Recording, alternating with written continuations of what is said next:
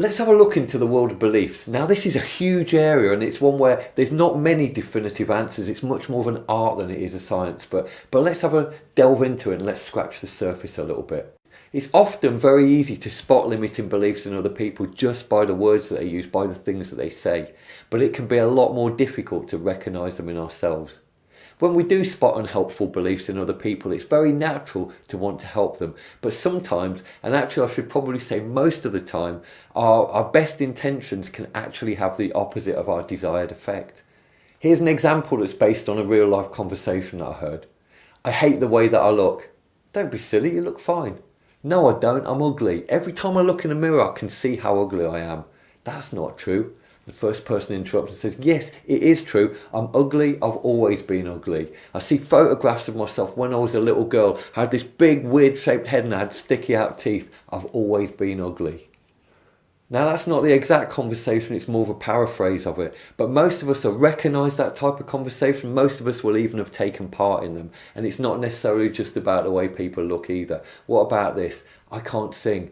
Yes, you can. You've got a nice voice. No, I haven't. I can't sing in tune and I've got a really nasty nasal quality to my voice.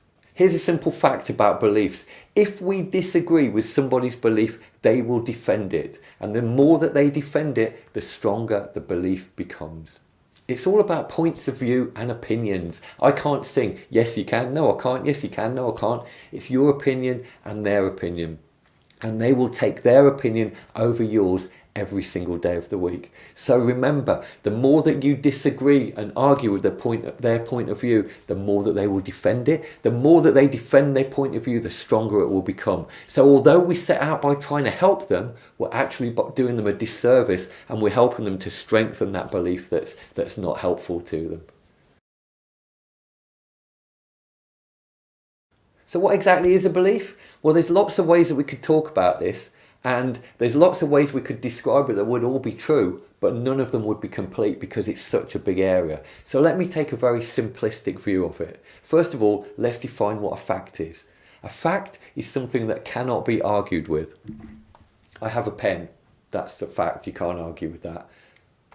I dropped my pen. You can't argue with that as a fact. You might argue that, did I do it deliberately or was it an accident? But it's a simple fact, I dropped the pen. It's a fact because it can't be argued with. Now a belief is a conclusion that we draw from the fact. When I drop my pen, I could draw the conclusion that pens are difficult to hold. Or I could draw the conclusion that I'm a clumsy person because I dropped the pen. The fact is, I dropped my pen. I'm a clumsy person is a belief or it's a conclusion that I draw from that fact. Another example, I set out this morning to run 5 kilometres, but I only ran 3. The simple fact is, I didn't complete my objective. Conclusions I could draw from that, I'm just not cut out to be a long distance runner, or I'm just not cut out to be a runner in general. Or even taking it to the extreme, I never complete anything that I start, or even I'm a failure. And there are lots of people walking around with those kind of unhelpful beliefs going on inside their head. This is a real oversimplification because most beliefs are not formed by a single event. Most of them are built up over time, but you get the idea. So how could we help that person that thinks they're ugly? And the simple truth is, we probably can't.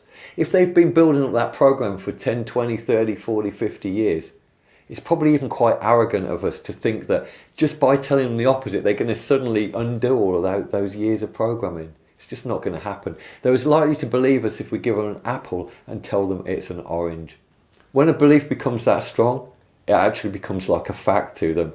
I look in the mirror, I'm ugly, everybody else must know, it's just a simple fact, get over it. The only thing that we can do is offer an alternative point of view and hope that over time they start to draw different conclusions for it. The ball is in their court to change the belief. It's not something that you can do from the outside. Even when people come to me as a coach and they've recognised an unhelpful belief in them, it's not something that generally happens in an instant. There are exceptions to that, but most of the time we chip away at it and it changes over time. But a belief change is something that always happens on the inside. It's not something that we can do for anybody else. So you could say to that person, I don't think you're ugly, I think you've got a nice face. And what you're doing is giving them clues, and all you can do is you hope that they pick up on them clues themselves. There's a very subtle difference here between saying, no, you're not ugly, and I don't think you're ugly. By saying, no, you're not ugly, it's really easy to argue with that. But if I say, I don't think you're ugly, it's a lot harder to argue with that, because all we'd be arguing about is my point of view. So when beliefs do change, it's often the result of chipping away at them over time. Just saying something like, I think you've got a nice face. And leaving it at that, maybe even changing the subject, just leaving it to sink in and give them something to think about. And you can make this even more powerful by being really specific about it. I always thought you were a pretty child. I loved the way your hair used to curl. In fact, I've never told you this, but I was always a little bit envious because I thought my straight hair was really plain in comparison to your beautiful curls. And again, just leave it at that, leave them something to think about.